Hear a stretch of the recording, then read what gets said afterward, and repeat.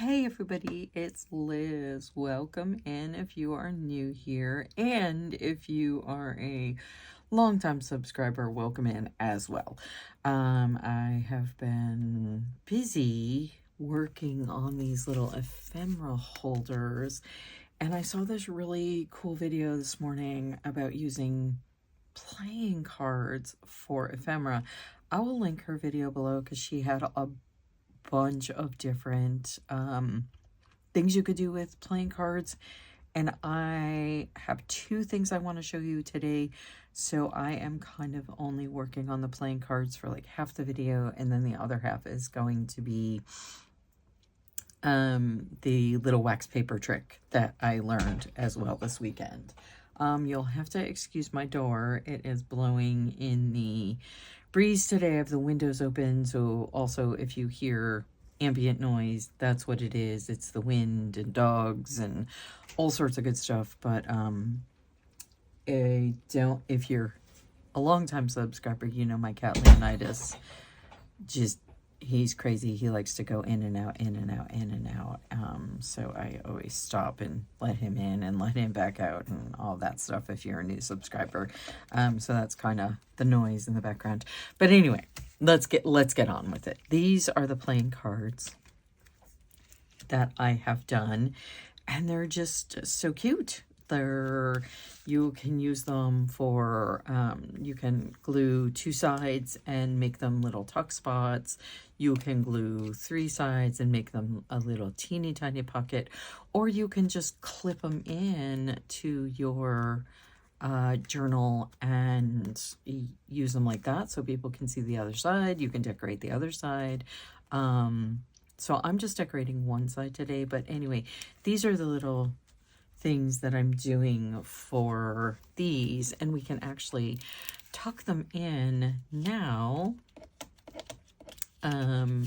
So these started to be just little eclectic ephemera holders, but then they kind of turned into Santa journals because obviously Santa is on front, Father Christmas, whoever he is in your country, Babbo Natale in Italy. I know we lived in Italy for a couple of years, so when we first got home from Italy, our kids still called him Babbo Natalia. So anyway, that is my little ephemera holder. So let's get on with it.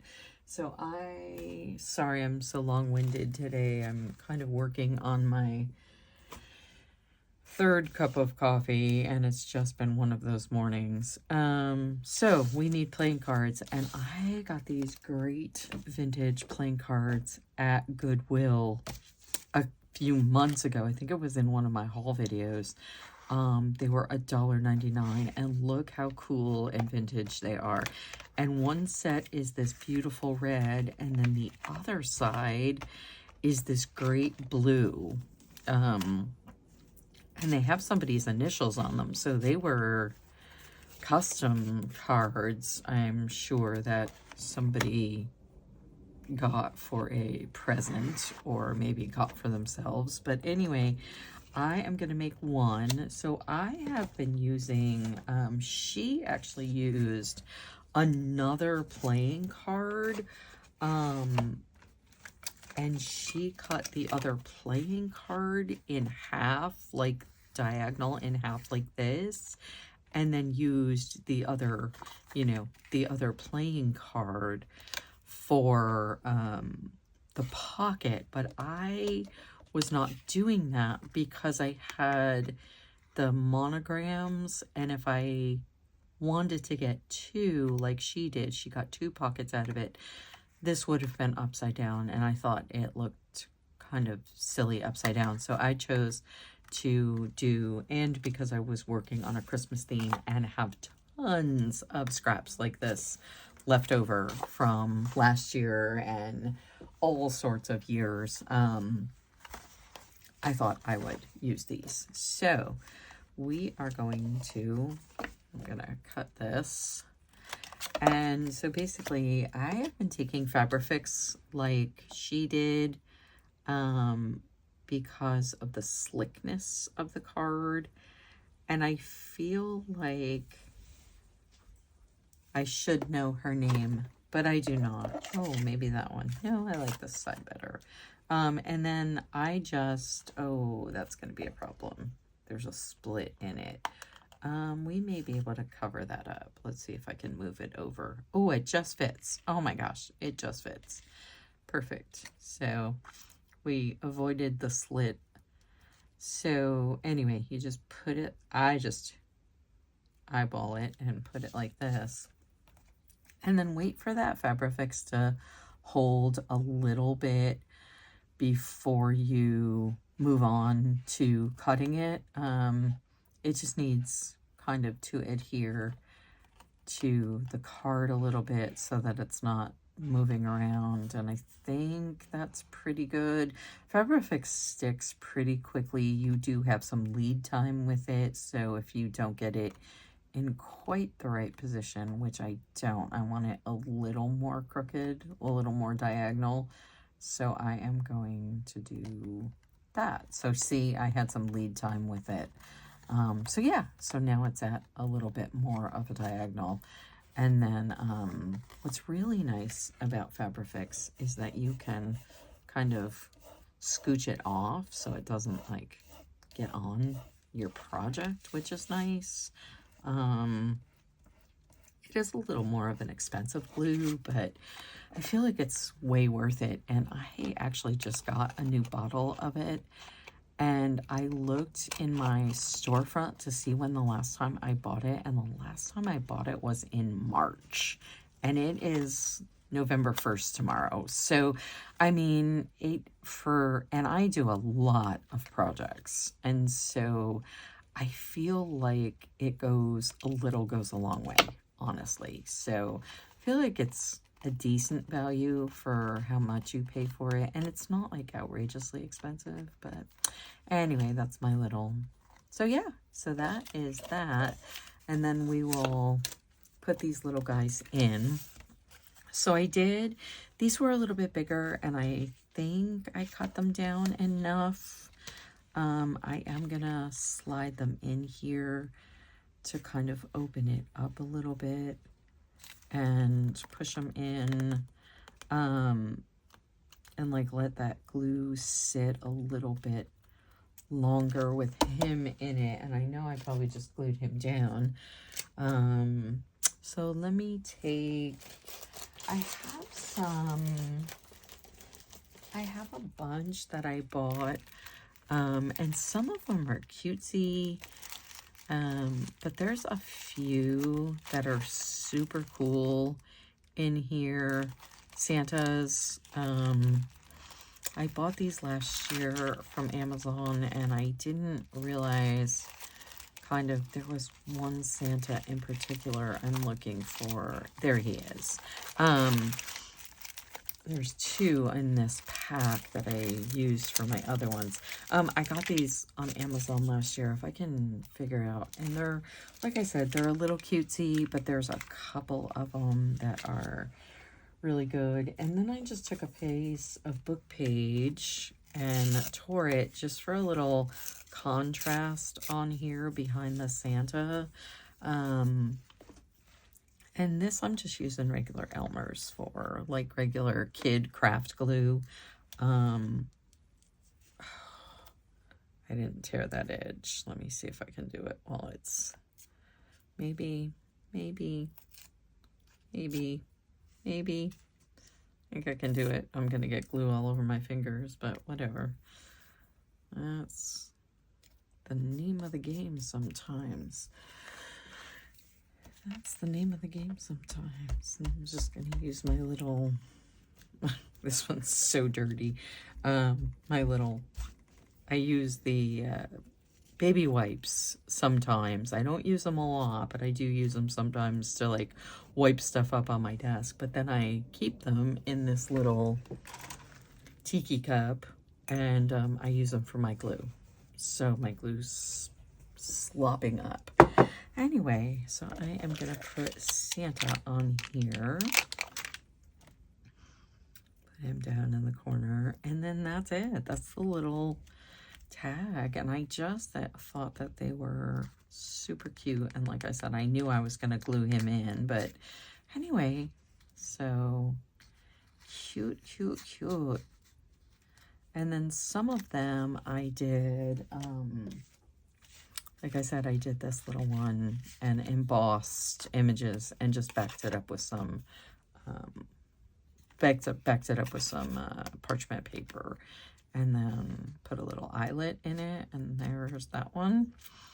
And then there's this one and this one. So they are going in my little ephemera holders. The other thing I did, and I did these for the ephemera holders, but they turned out to be too big, is these little, well, they're not little, they're big tags. Anyway, I did these, and I will show you what they are. Michael's Recollections brand had these books. These were from last year that I ended up not using last year. And I bought them, and they are 3.5 by 7.5. And they're just, they happen to be double-sided, which, if you know Michael's paper, you know it is very rarely double-sided. But I thought that they were great size for tags. And what I did was I cut, let's see if I can, let me see if I can get this. I cut, so 2.5 inches off the bottom, and then I just flipped it over so that there was a contrast and sewed it. And so they are nice little pockets too. And then I put an eyelet on the top, and of course cut the sides. So I made a bunch of those, and I made these to go in those little, in these ephemera holders, but they turned out to be just a little bit too big, unfortunately. So now I will have to figure out what to do with these. Oh, and this one, obviously, I cut a little bit longer so you can have a shorter tag and a wider pocket. So I thought they were super cute.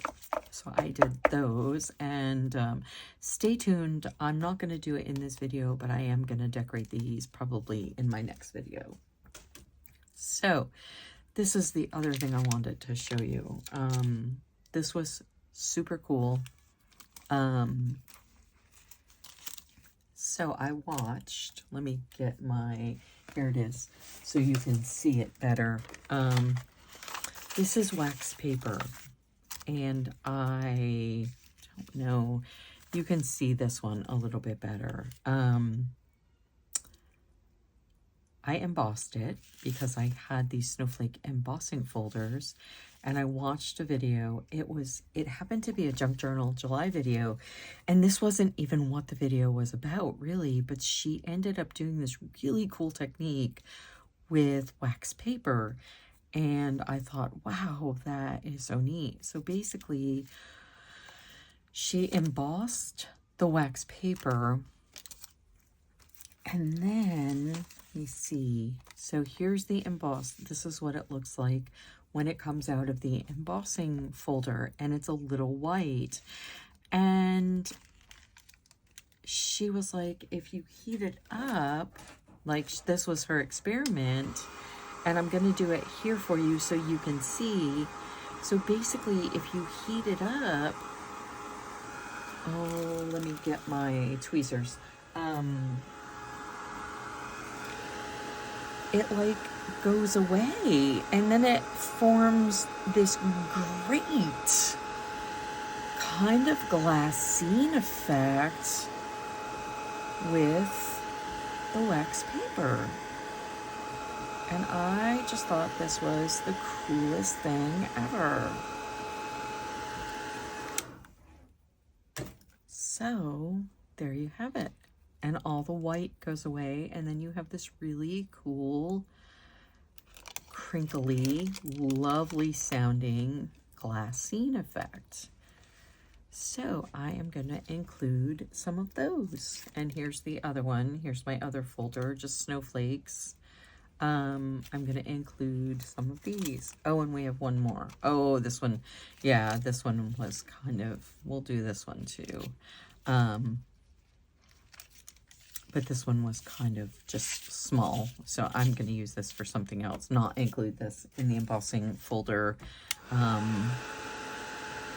yeah, you just heat it up and that white goes away and you get this really cool glassine effect. So yeah, anyway, that's neat. So those are my 2 ephemeras for today. So these little cards, so have at it with your playing cards and get some stuff done. And then these, and I will decorate these in my next video. So I hope you enjoyed it. If you stuck with me this far, thank you so much, and enjoy your day.